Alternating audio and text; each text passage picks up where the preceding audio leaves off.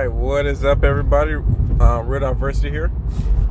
We're back with another video. Sorry for the might be a little background noise. But a new season has begun. So a new season begins. I'm not saying it right. It's just I didn't read it exactly. A new season begins.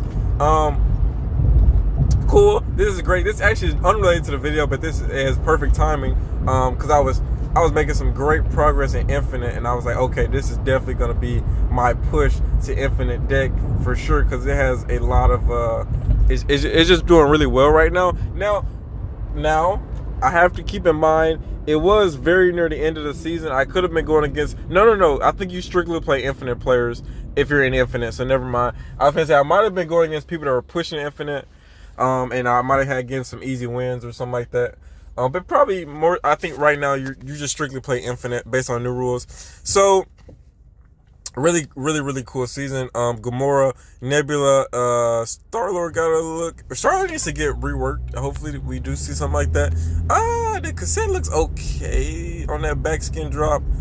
I like the Gamora skin. But Gamora already has an ultimate, so I think they probably could have gave this to another Guardian. But I guess it makes sense because Nebula is the sister of Gamora, at least in the MCU. I'm not sure how much that translates in the comics, because I know a lot of stuff kind of gets like it's kind of convoluted, and it makes like it's the same but not. Sometimes it makes minor adjustments, things like that. So here, yeah, so that's how we know her in the MCU. So it makes sense. And also Star-Lord, just kind of the biggest Guardian, and kind of Gamora's love interest, as well as funnily enough, in the one of the newer movies kind of like hinted to be like Nebula's love interest before Gamora came back or whatever. But anyways, so let's check it out. Let's see what happens. Okay, just the season pass. Wow, that is a crazy nice variant. I really like that. Normally I'm not like the biggest fan. The last like good variants like in the season pass were Hitmonkey had a good variant. I bought a better one. Hitmonkey did have a really good one. Silver Surfer had a great variant. Zabu had a decent one. I still use the Zabu variant from the season pass. I'm gonna tell you, Nimrod had a terrible one. I was not the biggest fan of who was before Nimrod. I don't think I've been the big. I know Infinite had a pretty solid one. But yeah, some of them just didn't. Wolverine got it going, but Wolverine wasn't the. Who was that? Sentinels had decent ones. I wasn't the biggest fans of that, but I did enjoy that Wolverine skin. I'm trying to think who was the big boss during the Sentinel thing. I cannot remember. But anyways, Nebula. So it's a lot going on this season. A lot of good stuff. Nebula's an easy pick, I think. Did they each turn plus? I thought it was +1, so +2 power, except the turn you play this card. So, insane power. She becomes like a 1/3. Wait, did they buff her? I thought she was a +1 because people were saying that she was gonna easily be like a 1/3 almost every game, at worst. But I think at worst she should be like a 1/5. So. And if you just completely ignore her, then that's even crazier. She might can slot right into my maybe, I'm not sure. The deck I'm running right now. We're gonna have to make a Nebula deck. That's interesting. Did they both her or not? I could swear they was only +1, so +2 is kind of crazy broken. Because what's the max you can get to? If you don't play at all, that's turn 2, turn 3, so that's 4. There's 5 total. 2, 3, 4. 7 total. On turn 4, you're at 7 total for her. Turn 5, you're at 9 total for her, and then so max you can get to is a 111 if just completely untouched, which is yeah, that's actually insanely broken, considering that like Red Skull is a 5/12 and has a terrible. He's basically like 5/12 minus like 4 if you play in a full lane with him. So So he becomes like a 5'8" in the worst situation. So Nebula in her best situation is a 111. So quite a discrepancy. But I think she's definitely climbed immediately to top 5 one drops, and I think she will get nerfed to a 1. It doesn't make sense to make her a +2. It did. I'm like I could be wrong, but I could have sworn it was a +1.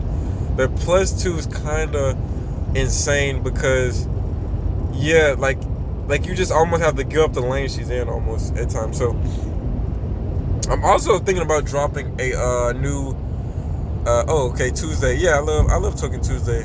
Probably the only time I actually waste my gold on anything but these variants. This is a solid Nick Fury, but I see them quite a bit. Crossbones. This is super rare. Kind of like that one. Look, I like the realistic ones. This isn't like completely realistic, but it looks cool nonetheless. What's his name? Stegron is still in the weekly spotlight. All enough, because they haven't dropped any new cards. Because the new card technically is Nebula, and she's in the past, so they never really drop anything off rip. So, but people will be able to get them with tokens. Shanna is, interestingly enough, I think I saw Cozy or somebody had made a crazy cool. Sorry about. Hold on. I kind of have the sniffles right now. I think the allergies, so hopefully it doesn't kind of. And my voice sounds a little weird. It's because of that. Yes, Stegron.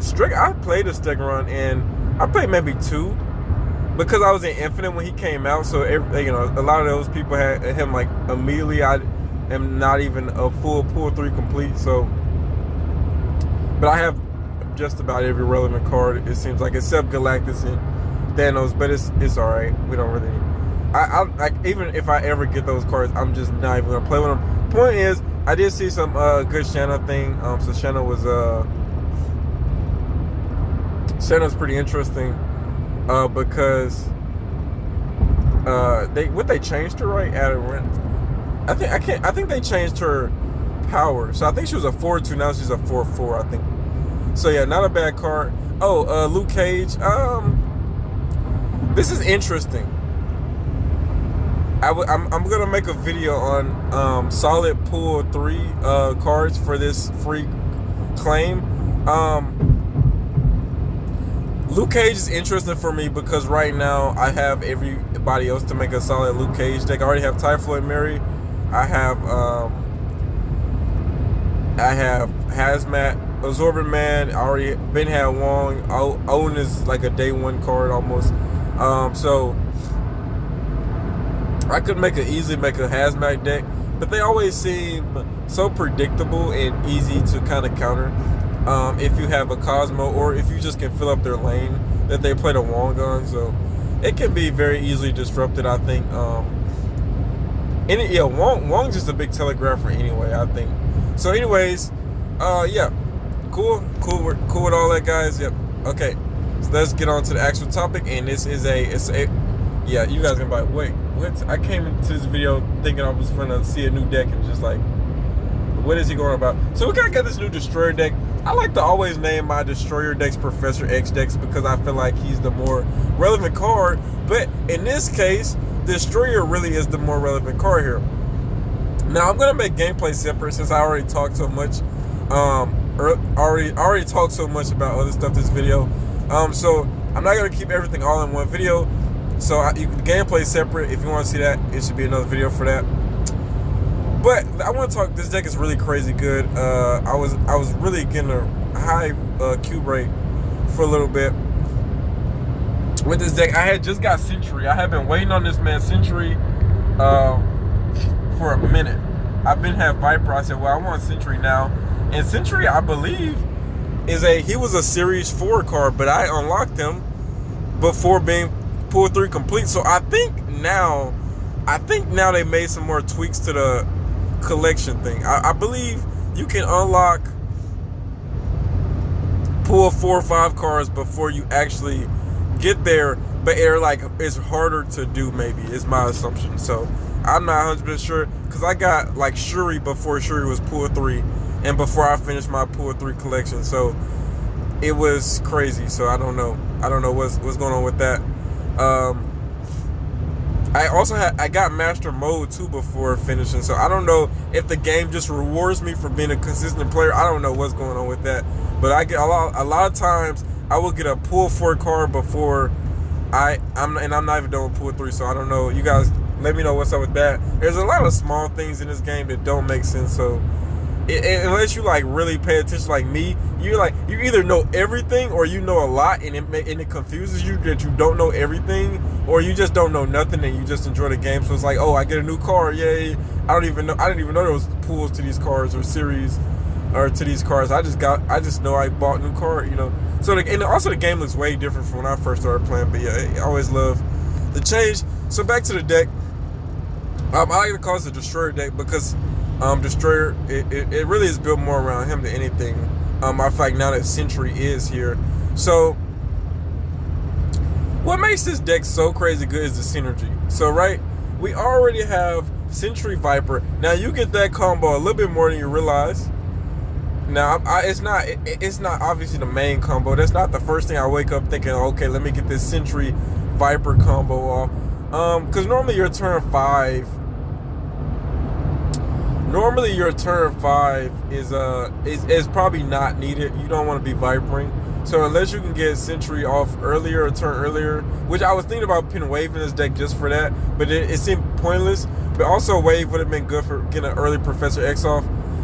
Once again, still kind of felt pointless, so we didn't really go that route. But Sentry Viper is a solid combo here. But also, you just don't like having a card for a single purpose. It always feels pointless to have a single purpose card. So Viper also works really well with Hood. Hood might be our one single purpose card, and that's just kind of to work with Viper. Also, you always a lot of times have these locations that say like Oscorp Tower or something like that, or you might just get like Void, with the first card you play is destroyed. So Hood kind of has a decent amount of purposes outside of that, and then he gives you that 1/6 monster card. So I'm a big Hood fan. I think a lot of people don't like him as much, but yeah, he works really well, especially in like a Valkyrie deck or whatnot. So yeah, Hood for the win. He also, like I said, works really well with Viper. Just in case we don't get that Sentry, this is a more practical play. You can do this in turn 3 alone, or you can just do this in like the first 2 turns. So it's a pretty practical play, and I really enjoy it. So also, one more synergy in here is a minor one, and you don't always want to do this, but you can Ebony Maw and Viper it. So you probably got to do it on the same turn. So this is automatically going to be a turn 3 play only, because you have to play them both together, or you won't be able to play Viper at all on that Ebony Maw lane. So this is a solid kind of turn 3 to like 4 play, and you can play. Yeah, actually, I'm sorry, it has to be turn 3, or you just can't get them off. So it's very rare, but it does happen. And when you do get it, if you just start the hand with the 2 in your hand, then you just know you can make the play. So you just save that turn 3 for that.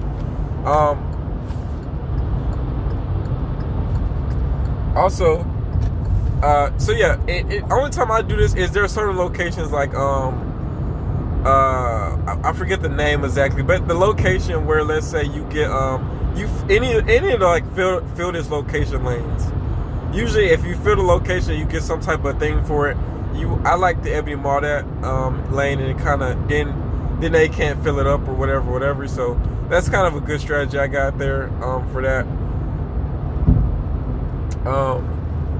So yeah, pretty useful. Now a second thing here. So I'm trying to work. I just kind of started randomly, but I should have worked backwards or front to back. So actually, let me go back. Let's start with Zero.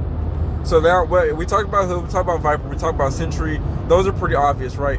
So Zero has a really solid job here. He can handle Typhloid Mary and Ebony Maw, and he also is great with Sentry. So he has quite a bit of synergies here. And also, if we just really don't need him, we can use him to hit maybe someone like Armored Cosmo just for collateral damage. If we have to play him out a little bit earlier or so like that. Also, the biggest thing too is Destroyer. Another thing Okay, we're gonna talk about this when I actually get to Destroyer. But yeah, let me hold. No, I might say it now. I'm gonna forget. But this deck has a lot of Destroyer counters, and that's why I call it a Destroyer deck. If you just look at it, you might can just spot them all out. So 0 for Ebony Maw, Century, Typhoid Mary, all great synergy here. So 0 always usually has a play. Also Destroyer, like I said earlier. Like a turn 5 play you could make is a Hood, Viper that Hood, and then 0, and then you have 0 for your Destroyer next turn. So it's just a lot of little things you can do here. Yeah, so Daredevil is great for a bunch of reasons. Anytime you have Cosmo and you have priority, it's kind of good to have Daredevil too, because you can stop a lot of things on turn 5. So Daredevil Cosmo has great synergy. Daredevil Hobgoblin has great synergy, and most importantly in this deck is Daredevil and Professor X have great synergy, right? So there's a lot of synergistic plays you can make with Daredevil, and Daredevil like really can win you games anyway, regardless of like those specific cards. Just knowing what your opponent's gonna do is crazy good. So Daredevil is crazy good. They really could probably make this guy like a 2-1 or something. He still get a lot of play. I don't know if 2-0, but he really is good. They would have to probably make him a 1-0 or something if they did that. But anyways, Daredevil is a really great card. Regardless, but he has a lot of synergy here with, like I said, Hobgoblin, Professor X, and also Cosmo. So armor's great. Armor's great for a multitude of reasons. Obviously, this is a Destroyer deck, but one of the other underrated factors of this armor is he protects Sentry and Typhoid Mary from those Shang-Chi's, right? So it's a very, very, very great Shang-Chi protected deck. So we also have Cosmo. So normally Cosmo may be on the Sentry, like usually Cosmo, then we might Sentry, right? So well, let's just get the Cosmo since I think we're done with that top row. Yeah, Cosmo, he's great at stopping Sentry. He also blocks Destroyer, and he's a great tech card in general as well. He does, unfortunately, is a little bit, he can also just kind of, I don't want to say get in the way, but he can be harmful if you like, obviously half your cards kind of become unplayable in a sense. So like Hobgoblin and Hood and 0 kind of all become unplayable. No, the 0 thing isn't that bad because you might just want a free 1-3. So Cosmo, your 0 might not be a bad play. But yeah, everyone else like Hobgoblin and Hood is kind of not where you want to, there's a conflict there. There's probably the only like conflicting cards in this deck are Cosmo and Hobgoblin and Hood. So yeah, Sentry, kind of our trump card here. Reason, like obviously, because we kind of made this deck around him. So if we cannot Cosmo the Sentry, if we can't 0 the Sentry, and we don't have Viper to Viper the Void, then we can always just leave that. We just leave that lane open to let it get destroyed by Destroyer later on. Essentially, also another synergistic play is that you can play Professor X on that far right lane, and the Void will not be able to go there. So that is I've seen that in the past. Someone had Sentry, and I had the Professor X, but they played the Sentry after I played Professor X, and they didn't get the Void, so they got a free 410. So this deck has a lot of ways to get the free 410. Either Cosmo it, 0 it, or don't worry about it because you're going to destroy it, or you want it because you can Viper it. So it's a lot, and that's the most beneficial one, is that because then he becomes a 420. Well, really, the plus Viper makes him really it makes it a 620 play, which is basically like an infinite. But yeah, it's nothing too crazy. But it's a 623 play because of the 3 from Viper. So yeah, so nothing crazy, but yeah, pretty good stats there as well. And like I said, Typhoid Mary, she's the biggest card, because it's the only time we want to play her is usually with 0, and that's about it. And I've not ran into problems But as I look at her now, that's all I can think about is how she only fits in this deck with 0. But other than that, still a great card. And like I said, 0, you just get that 0 playoff. You usually have him quite a bit. It's not too big of a concern. But another thing to note, why she fits kind of well in this deck is because you can win a lot of games with this deck with just like 3 cards. So she isn't too harmful for the deck if you're playing with a full, like, you know, like if you're playing with Professor X and Destroyer. She's not a bad card to play, right? So, especially in that Professor X lane. So you play Typhoid Mary, Professor X on top of her, and then Destroy in another lane. That's still a 14 power in one lane. So you have a good chance of doing some real damage there. So yeah, so I think Typhoid Mary still is okay in this deck because we're not dropping a lot of cards. And yeah, so we're okay a little bit with her. Now Hobgoblin works really well. For 2 reasons. One, we do have Daredevil for our Professor X. So anytime you have a Daredevil, I think it is a pretty good, easy just slot in to throw in Hobgoblin. So that's kind of why he's here. He's just an easy slot in for me here, just because we needed. I think we needed one. We could have rotated around a little bit and maybe even made this like a Dracula deck, but no, we wanted the Hobgoblin play just because I have this 6 skin anyway, the variant anyway. So yeah, he gets a lot of play for that reason. Exactly, is that all right, excuse me. Sniffles. I hope that does not come really clear through the mic, my sniffles, because that would probably be annoying.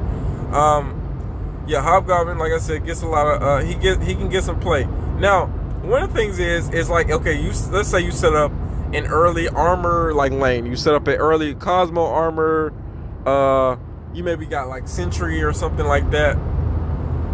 Typhoid, who knows? You got your armor lane set up, and by turn 5, you already got your Destroyer. You can just go ahead, Hobgoblin the lane you're gonna Destroyer in, and that way you'll have basically like it's just like a second option for. Like, yeah, you're gonna have that lane where they're just not gonna want to play on. Like I said, you got your Sentry out or whatever, and they're just like, okay, there's too much power going on in that lane. I'm not gonna touch that lane.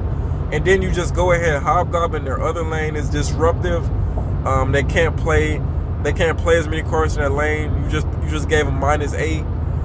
It's kind of hard to come back from -8, and then also on top of that, we're finna throw a Destroyer on top of that lane. So you're pretty much at a like. We basically have a, how much, let me do the math, 23, I think 23 power in that lane for us. So yeah, it is very it's very frightening sometimes to go against this deck. And Destroyer has so many counters here. We have 0, Cosmo armor, Professor X are all our counters to 0. So yeah, that's 4 counters to that. So, and this is the card's biggest drawback is his ability. And if I have 4 ways to counter that ability, then we're in pretty decent shape. So I'm not too concerned with Destroyer doing anything I don't want him to. Now it can be a little bit more annoying because of the if you're lacking armor or Professor X, when you're using Cosmo to stop Destroyer, you don't have as much free reign because your Destroyer has to be played on top of that Cosmo. Now it's also, if you got priority, that's not a bad thing, because then they can't Shang-Chi your Destroyer if they predict what you're doing. And secondly, usually a lot of times too, in this deck, speaking of Shang-Chi, is normally you're playing one lane and then pin Destroyer in a second lane. So a lot of times you can you're not gonna have priority, so you can avoid Shang-Chi's a lot of times if you're just honed in on one lane. You put that Sentry down, you put that Professor X down. You're solid in one lane, and then you just Destroyer the other. and you're looking good there. So anything else? Yeah, this deck just has a lot of synergy. It counters a lot of things, such as we're not worried about Sandman decks. I think Sandman has went down since he went to a 5/3. We're not worried about Miracle decks because we can Professor X a lane, we can Hobgoblin some lanes, we can even Ebony Maw a lane if we have to. Also, we can just Viper like Hood, Viper the Maw like I just said, or Viper even the Void, and just kind of fill up some more lanes for them, making it harder for them to play a bunch of more cards. But mainly that Professor X is a big counter to a lot of things. Galactus for one. If you make the Galactus turn 5 play and we have Dark Daredevil, it's pretty much a wrap because we can just Professor X that lane and it's done for. So yeah, and Void, and our biggest weaknesses, like I said, are kind of covered in the deck. So I think this deck works really better when I'm explaining it in game. But there is definitely a lot of synergy here is the biggest thing. So kind of a step-by-step breakdown of this deck, I think, is obviously, I think you can play Hood as early as turn 1. Normally I think a lot of times you wait on the Hood. You might want to see all locations, things like that. But you can probably Hood the far right lane immediately, just because two things. That's either going to be your Void lane. I've never had a dead lane. I usually always either Viper or destroy it. But you can very easily end up with a dead lane in that Sentry Void spot. So if you don't Cosmo it or zero the Sentry, then you will end up with the Void. And if you just go ahead and play Hood their turn 1, it's just a dead lane anyway, because you're not really trying to bring back up that -10. And then even at the end, it might end up getting destroyed. So all the better for you. So that won't go against your total, because a lot of times you might tie, right? Let's say you tie a lane, that negative lane can pretty much hurt you pretty bad if if it's still there. So being able to get rid of that and just leave that lane and get destroyed by destroyer is pretty cool too. So he's an early turn 1 play. Zero, obviously, I think you have to wait. He's normally unless you're Zero and Ebony Maw, he's usually going to be a turn. He's usually going to be a turn. He can be a turn 1. Usually going to be a turn 2 to 3, because you're either gonna zero Sentry, or you're gonna either zero Typhoid Mary or Ebony Maw. So if you're doing Maw, you can just do that on turn 2. They kind of have a better idea of where you want to put him. And that's really about it, who you want to zero. It's really just them 3 cards you zero and RO Destroyer. I keep forgetting you can zero Destroyer. It's just unlikely that's how you're going to stop Destroyer's ability, is by zeroing him. But that is a solid play too. It gives just another option there to avoid that Destroyer. And having options is great in a game where the maps are random. So keep that in mind. Having options is great, especially when you have no control of your card draw and things like that. Having the option to do anything is usually great. So anything else that I might have missed here? Like I said, Daredevil was great. Maw is maybe like the one substitutable card here, but like I said, he does have great synergy with Zero and Viper, so he's great. And then also yeah, I think that's the only way you can really stop Maw is Zero him or Viper him. But even if that's solid. Other thing I could say is I could have added I could have also added what's his name? What's my boy name, y'all? Lizard. But Lizard is just, he would have been better with a Sand. How do you say his name, man? Sadron, the dinosaur. He works better in that type of deck, but yeah. Hold on, let me see. Stagron's how you say his name, I think.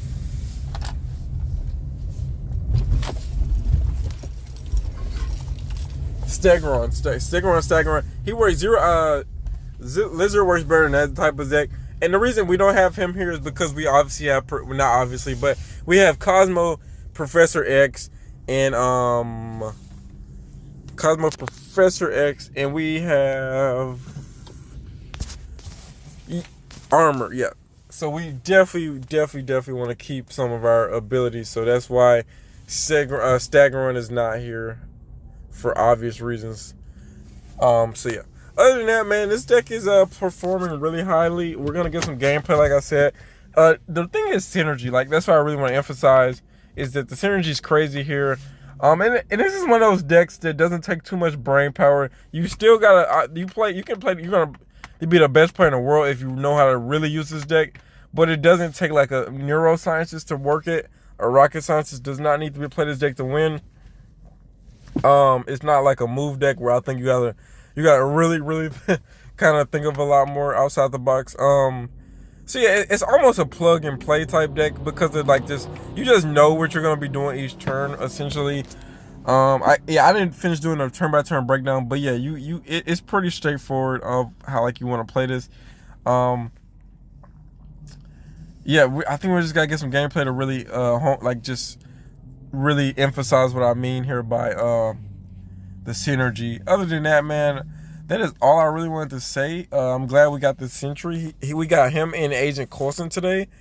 So there's Agent Coulson and then Sentry right there. So we're looking good. Before that, we got some bad draws. We had Falcon and I think Agathis. So they're making up for it. They gave us, and then we had Black Panther though. So we weren't too bad. But yeah, now we're looking good here. So anyways, hope you guys enjoyed this, man. If you did, please leave a like and you can go ahead and subscribe. That would be very helpful. Anyways, man, Red vs. Route. Please check out the gameplay video if you have stuck around to hear the entire breakdown. Thank you so much once again, Red vs. Route.